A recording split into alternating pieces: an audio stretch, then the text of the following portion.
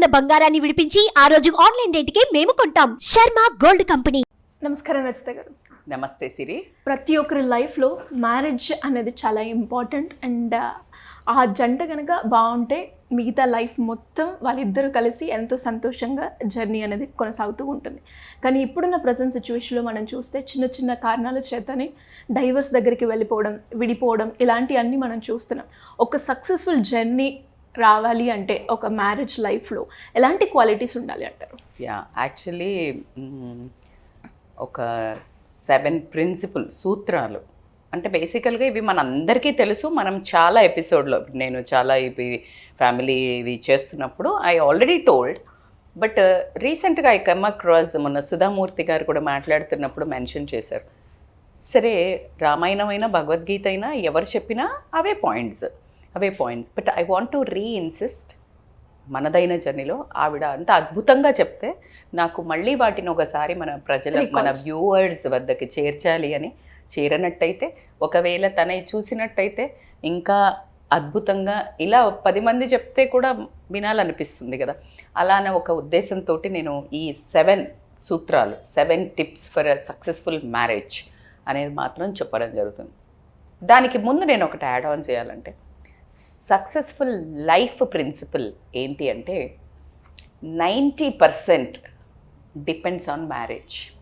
Okay, 10% you have other 9 principles.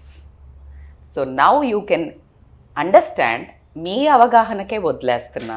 ఇప్పుడు నేను చెప్పబోయే 6-7 టిప్స్ ఏవైతే ఉన్నాయో అవి మరి ఫాలో అవ్వాలా వద్దా? పెళ్ళి చేసుకోవాలి అని అనుకుంటే వీటన్నిటికీ రెడీ ఉండి మొదలు పెట్టాలా వద్దా?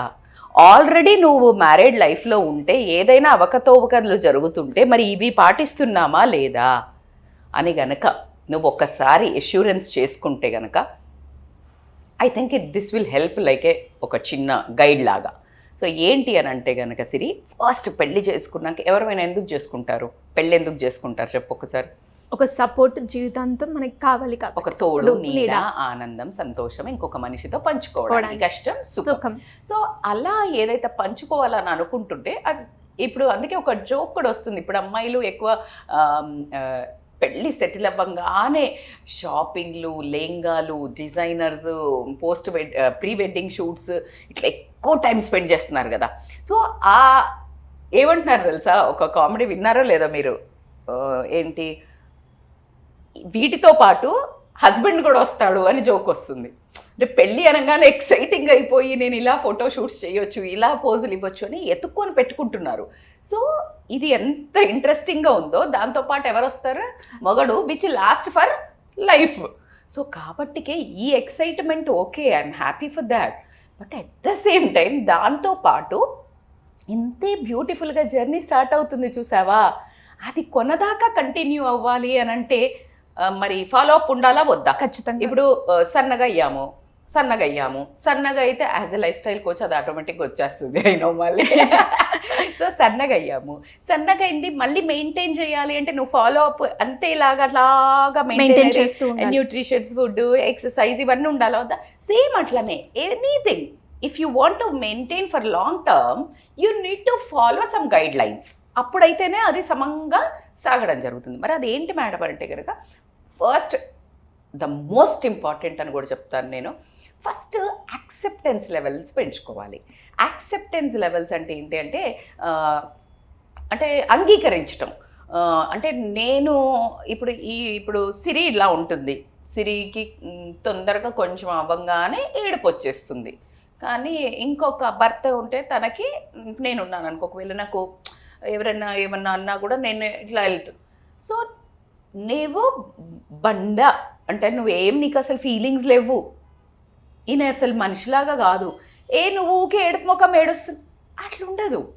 Everybody has their own feelings. So every expression is different, ఏంటి యూనిక్. సో కాబట్టి ఫస్ట్ యాక్సెప్టెన్స్ అనేది చాలా ఇంపార్టెంట్. నేను అనుకున్నట్టు నువ్వు ఉండాలి అనేది స్టాప్ చేయండి. ఎందుకు ఉంటారు? ఎప్పుడు ఉండాలి అనుకుంటాము? బియాండ్ ఒక పారామీటర్స్ దాటి నీ మ్యారిటల్ లైఫ్కి, నీ ఎకనామికల్ లైఫ్కి, నీ పీస్ఫుల్ లైఫ్కి భంగం కలిగించేటప్పుడు ఈ బోత్ ద జెండర్స్ కనుక యాక్ట్ చేస్తుంటే దెన్ వీ డోంట్ యాక్సెప్ట్, అక్కడ వరకు ఓకే. బట్ నార్మల్ రేంజ్లో ఉన్నప్పుడు మాత్రము చిన్న చితక ప్రతిదీ నీకు అనుకూలంగా డ్రెస్ వేసుకో, నీకు అనుకూలంగా ఉండు, నువ్వు అనుకూలమై అలా గనక ఎప్పుడైతే నువ్వు బంధించడం మొదలు పెడతావో అది చాలా దూరం నడవదు.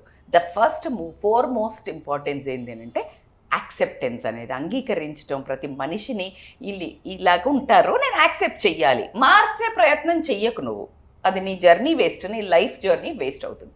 Second but not the least, and second ఏంటి అని అంటే ఫ్రీడమ్ బేసికల్గా మనకి ఎంబట పెళ్ళి కాగానే పెళ్ళికి ముందు అదే భార్య అదే భర్త సరదాగా ఫ్రెండ్స్తో పోయినా, సరదాగా ఇక్కడికి పోయి ఫొటోస్ పెట్టినా, అబ్బా ఎంత బాగుంది పో ఇట్లా అంటే నీ అమ్మ నాన్నల ఇంట్లో ఉన్నప్పుడు ఎట్లా పడితే అట్లా తిరగవచ్చు, నీ దగ్గర రాగా నువ్వెందుకు బంధిస్తున్నావు? అమ్మ నాన్నల ఆ మినిమం స్వేచ్ఛ ఇచ్చినా కూడా వాళ్ళు బాగానే ఉన్నారు కదా. సో ఎవరిని మాత్రం ఫ్రీడమ్గా ఎంత వదిలితే, విచ్చలవిడితనం వేరు, నేను అనేది general average freedom and space నువ్వు గనక ఇచ్చినట్టయితే బంధాలు బలపడతాయి అనేది ఒక నానుడి కాదు, అది వాస్తవంగా నేను సైకాలజీలో ఎంత చూసినా కూడా that is the one of the main important ingredient. Give little space and freedom to the each other, ఎవరికైనా ఈచ్. అండ్ అన్నిటికంటే ఎస్పెషల్లీ లేడీస్కి అని చెప్తాను నేను, మగాళ్ళకు కోపం వచ్చే పని, ఆడవాళ్ళని హర్ట్ చేసే పని disrespect. So respect is the key. ఆడవాళ్ళకి ప్రేమ అంటే ఏంటి తెలుసా? గౌరవం ఇవ్వడం. దీనికి షారుఖ్ ఖాన్ది నేను రీసెంట్గా ఒక వీడియో చూసిన. So somebody was saying Shahrukh like how it is possible that like still these many years అయినా నీ girl that is your wife Gauri and all అందరి లేడీస్కి నువ్వు అంటే ఎందుకంత పిచ్చి, దట్ వార్మ్త్, ఇష్టం, ఆయన మీద ఉండేది క్రేజ్ కాదు, ఆయన మీద ఉండేది ఇష్టం అని ఆమె క్వశ్చన్ చేస్తే the one amazing answer he has given which I really got spell bound. Respect. I respect women though it might be my wife, లేకపోతే గర్ల్ అంటే నా గర్ల్ ఫ్రెండ్ అవ్వనివ్వండి, నా వైఫ్ అనివ్వండి, ఎవరైనా పక్కింటమ్మ ఎవరైనా సరే నేను రెస్పెక్ట్ చేస్తాను. సో ఆడది కోరుకునేది ప్రేమ అనే పదములో ఉండే హిడెన్ మీనింగ్ ఏంటి అంటే రెస్పెక్ట్. సో అలాగే సేమ్ మెన్ కూడా ఎంత అయినా భరిస్తాడు, అదే డిస్రెస్పెక్ట్గా నువ్వు ఒకళ్ళ ముందు తీసి చూడ, ఎవరి ముందు ఆయన ఎప్పుడైనా ఒక మాట అంటే వాళ్ళకి సుర్రుమని కోపం ఈగో తన్నుకుంటూ వస్తుంది మొగోళ్ళకు కూడా. So respect is the key in life. And respect కూడా ఎలా అంటే సిరి, ఇప్పుడు నీకు ఒక హాబీ ఉంటుంది, నాకు ఒక హాబీ ఉంటుంది, నువ్వు అదేం హాబీ లేదు, నీకు చికెన్ ఇష్టం, నాకు ఎగ్ ఇష్టం, వద్దు నువ్వు మార్చు. Respect each other likes and hobbies. ఎప్పుడైతే ఆ స్పేస్లో ఉంచుకుంటామో అప్పుడు ఈ గొడవలు రావడం అనేది అయితే తగ్గడం జరుగుతుంది. లాస్ట్ అంటే లైక్ నీకు ఈ వీటిలలో కరెక్ట్ అనిపిస్తున్నాయా లేదా? ఎక్కడ గొడవలు వస్తాయి? అవి ఆపినప్పుడు మనము కదా, ఇవన్నీ ఎక్కడ గొడవలు వస్తాయి మీరు ఒక్కసారి ఆలోచించండి. అది కాకుండా ఎకనామికల్ అండర్స్టాండింగ్. పెళ్లి చేసుకునే అప్పుడు ఈ మనిషికి ఎంత ఉంది, ఎంత నా లైఫ్ కూడా ఇప్పుడు మనకు ప్రతి దానికి కొన్ని తీయాల్సి ఉంటుంది, తర్వాత నాకెంత స్పెండ్ చేస్తాడు, ఈ ఎకనామికల్ క్యాలిక్యులేషన్లో కూడా ఇద్దరు కలిసి నిర్ణయాలు తీసుకుంటూ సేవింగ్స్ అనండి, ఖర్చులు పెట్టడం అనండి, ఒకళ్ళకి పెట్టడం అననివ్వండి, స్పెండ్, ఇలాంటివన్నీ కనుక ఇద్దరు కూర్చుని అవగాహన చేసుకుంటే 90% గొడవలు రావు సిరి. ఎందుకంటే ఎకనామిక్స్ వల్ల వచ్చే దాని పరిణామాల వల్ల ఎక్కువ గొడవలు అవ్వడం జరుగుతుంది కాబట్టి economical. And the most important అని ఇంకా నేను ప్రతివీ most important and this is one of the most is communication. Communication is the key.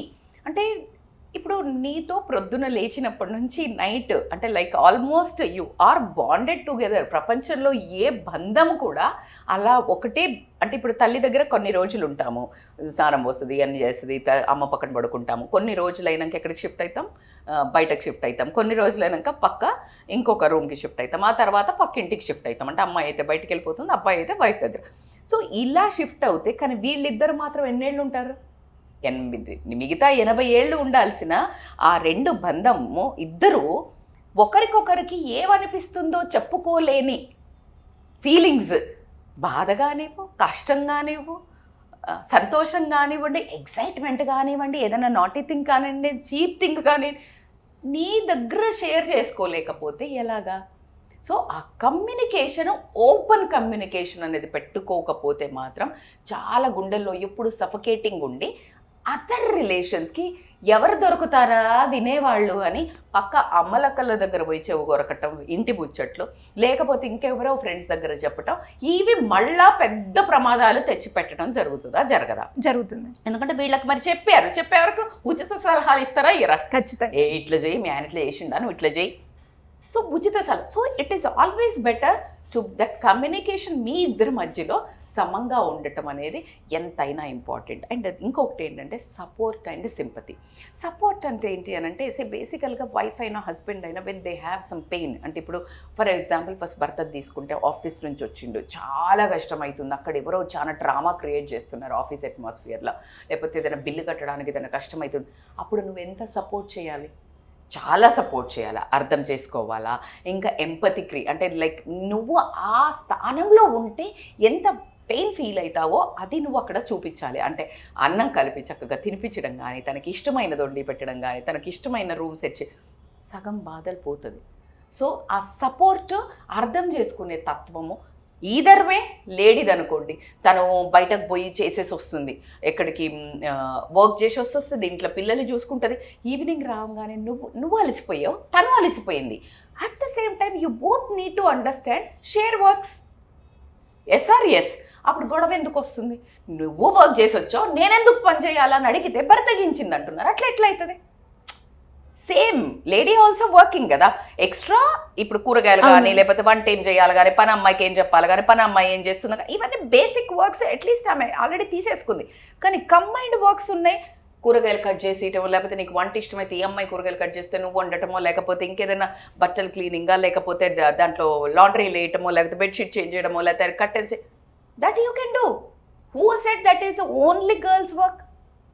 అప్పుడు ఎందుకు చేశారు అంటే వీళ్ళు పనికి వెళ్తున్నారు కాబట్టి వీళ్ళకు ఒక వర్క్ తీసిపెట్టి ఇది చేసుకో అన్నారు. But when lady also doing job, అక్కడే కదా గొడవ వస్తుంది. మరి నువ్వు చేసి వచ్చావు, నేను తిరగొచ్చా, నేను ఒక్కది ఎందుకు చేయాలా అనే కదా గొడవ వస్తుంది. అప్పుడు మొగోడు ఎట్లా చేస్తాడు? Who said that? వంటలు చేసేది 40 పాకం అని ఎందుకు వచ్చింది? అసలు మగవాళ్లే షెఫ్లు ఎవరు ఉంటారు సిరి? అవునా కాదు? సో ఆ కామన్ సెన్స్, ఆ సింపతి, సపోర్ట్, ఈ కమ్యూనికేషన్ ఎప్పుడైతే ఉంటుందో చాలా గొడవలు తగ్గుతాయి. Last but not the least, పెళ్లి చేసుకునేటప్పుడు అసలు పెళ్ళి ఎందుకు చేసుకుంటావు? నాకు ఒక కుటుంబం కావాలా, నాకు ఒక పిల్లలు కావాలా, నా ఒక పరంపర పెరగాల అని చేసుకుంటున్నాము. అది ఎంత ఇంపార్టెంటో ఒక మనిషి ఒక కేరింగ్, షేరింగ్ ఇట్లా అని చేసుకుంటున్నాము. అందుకే లేడీస్ ఈ మధ్య నువ్వు ఆ కేరింగ్, షేరింగ్, లవ్ లేకుండా ఈ నస పెడుతుంటే, I don't need you boss, I have my money. If you are ready to share my happiness, sadness, emotional feelings, love feelings, everything, vice versa నేను కూడా షేర్ చేసుకుంటా. అప్పుడు టుగెదర్ ఉంటే మీనింగ్ఫుల్లా కాదా? ఖచ్చితంగా. ఇప్పుడు లేదు అనుకోండి, నేను వెళ్ళిపోతా అంటుంది. దానికి మనం పెట్టే పేరేంటి? బరితెగించిన తనం. దానికి ఏమంటున్నారు లేడీ? ఈ డబ్బులు సంపాదిస్తున్నారు కదా, ఆగుతలేరు. ఇట్స్ నాట్ దట్ ఆగడం. ఎందుకు భరించాలి? క్వశ్చన్. ఇప్పుడు ఒక జంట ఏం చెయ్యడు, మనిషి ఏం సంపాదిస్తలేడు, ఏం చేసలేడు, లేడీ అంతా సంపాదిస్తుంది, బట్ ఇట్లా ఇంట్లోకి రాగానే మంచి ఎంటర్టైన్మెంట్ సెషన్ ఉంటుంది. గొడవ పెట్టుకొని ఎవరితో పోయినావు, ఏం పోయినావు, తాగొచ్చి కొట్టుడు చేస్తే నువ్వు ఈ మనిషితో ఈమె ఉండాలా? ఈ టాక్సిక్ రిలేషన్లో వెళ్ళిపోవాలా? వెళ్ళిపోవాల్సింది. ఎన్ని రోజులను భరిస్తారు? ఎందుకు భరించాలి? ఎన్ని రోజులు ఈజ్ అ డిఫరెంట్ థింగ్. పెళ్లి చేసుకున్నారు, అదే బాధ్యత అద్దరికి మనిషికి ఎందుకు లేదు? సిమిలర్లీ నువ్వు నీ ఫ్యామిలీని వదిలేసి నువ్వు బానిసలాగా దేనికో తయారై దోస్తులకు ఇంపార్టెన్స్ ఇచ్చి, నువ్వు తాగుడికి ఇంపార్టెన్స్ ఇచ్చేసి బయట తిరుగుకుంటా, నువ్వు రూపాయి సంపాదించుకుంటా, ఈమె తెచ్చిన పైసల్లో ఎక్స్ట్రా సైడ్ ఎఫెక్ట్ ఏంటంటే నువ్వు టాంటింగ్ చేసుకుంటా, ట్యాంట్రమ్ చూపించుకుంటా, ఈ రోజు ఏమవుతుందా అని ఒక రోజుకు ఒక రోలర్ కోస్టర్ లైఫ్ లాగా ఉన్నప్పుడు, why she has to be there in toxic relationship? ఈ మగవాళ్ళైనా ఇప్పుడు ఆడవాళ్ళైనా నువ్వు విడిపోమంటున్నావా అని కామెంట్ పెట్టేవాళ్ళు, నీ కూతురు కనుక ఆ పొజిషన్లో, నీ చెల్లె కనుక ఆ పొజిషన్లో ఉంటే నువ్వేం చేస్తావు బై? I want an answer. Let's be humans, right? Yes. So ఇలాగా అది ఇవన్నీ కావాలని కోరుకుంటుంది. ఇవన్నీ మర్చిపోయి మనం ఏం చేస్తామంటే గోలు, కెరియరు అని అసలు ఫ్యామిలీని పట్టించుకోకుండా తిరగడం జరుగుతుంది. సో బేసికల్గా ఏంటి అంటే లైఫ్లో family importance is importance. Family అనేది, కెరియర్ అనేది రెండు ఇట్లా వెళ్తుండాలి. కెరియర్ ఎందుకు మొదలైంది? ఈ ఫ్యామిలీని సాధడానికి మొదలైందా లేదా? అంటే ఇది ఒక బండికి ఎడ్లు లాగా కెరియర్. నువ్వు ఈ ఫ్యామిలీని వదిలేసి ఒక్కడవే ఉరికి చూస్తే వెనకాల ఏం లేకపోతే ఎవ్వరు లేకపోతే ఎక్కడ దాకా ఉరుకుతావు? Is there any meaning darling? No. Simple. That you said no. ఈ బండిని వదిలేసి రెండే ఉరికిన ఎద్దులు, ఏం లాభం? No use. No, you reached your destiny, you reached your success, your money is there, you have everything. Where is your people? So understand that like family is the key for your career. ఒకవేళ లేదు madam నా career అసలు నాకు పిచ్చి focus, నేను పెళ్లి చేసుకోకు. నీ జీవితం కోసము, నీకు జస్ట్ పెళ్ళయిందనే ట్యాగ్ కోసము, నీకు వండి పెట్టి నీ బట్టలు ఇస్త్రీ చూసి నీకు ఇంట్లో ఒక ఆడమనిషి ఉండాలి అనే కోసము ఇంకొక జీవిని నువ్వు ఆమె లైఫ్ని క్రైసిస్లో వేయొద్దు. Make sure you discuss all these things. నీకు ఫ్యామిలీ ఇంపార్టెన్స్ ఉందా లేదా, నీకు కెరియరే ఇంపార్టెన్స్ ఉందా? సారీ బాస్, ఈ అమ్మాయికి మస్తు అంటే గుడి ఇట్లా నా హస్బెండ్ నాతో ఉండాలి, నా ఎదురుగా ఉండాలి, నన్ను ఇక్కడ ఇట్లా ఉంది కావచ్చు. But if it is a miss మ్యాచా కాదా? ఖచ్చితంగా it is a mismatch. ఎక్కడ ఇంకా మరి విడాకులు కాకుండా ఏమైతాయి? మా విడాకులు ఎక్కడ ఉంటాయి? ఉండదు. So be clear. This is like all discussion. ఈ చెక్ బుక్ పెట్టుకొని మేడం ఇట్లున్నాక మారరా అంటే నేను మారరా అనట్లేదు. నేను ఏమంటున్నా అంటే just watch this video and make sure ఎవరైతే పెళ్ళైతున్నారో మీ హస్బెండ్కో వైఫ్కో పంపించుకోండి. Because these are the key factors for a successful marriage. I know you are getting married for to be happy, to spend a further happiness and అందరు కలిసి enjoy చేయాలనుకున్నప్పుడు these are the key points for your successful marriage. So I hope you will follow and you will comment. ఎవరైతే కొత్త పెళ్లి చేసుకున్నారో ఒకసారి అబ్బాయిలు అమ్మాయిలు బాగా చూడండి. ఖచ్చితంగా ఈ వీడియో చూసి ఆ 7 సూత్రాలు ఏవైతే ఉన్నాయో షేర్ కూడా చేయండి, వేరే వాళ్ళకి కూడా యూజ్ అవుతాయి. ఎవరైతే కొత్తగా పెళ్లి చేసుకోబోతున్నారో పాత పెళ్లి వాళ్ళు కూడా మార్పు మానవ సహజం, మారితే ఇంకా హ్యాపీగా ఫీల్ అవుతుంది. అమ్మయ్య నా కష్టాలకి ఇన్ని రోజులు అని హస్బెండ్ బాధపడుతుంటే భార్య అయినా, హస్బెండ్ అయినా భార్య బాధపడుతుంటే భార్య అయినా చాలా హ్యాపీగా ఫీల్ అవుతారు. Make it viral. Thank you madam. Thank you so much. Thank you so much Siri. Suman టీవీలో మీ పర్సనల్ అండ్ బిజినెస్ ప్రమోషన్స్ కోసం కింది నెంబర్కి కాంటాక్ట్ చేయండి.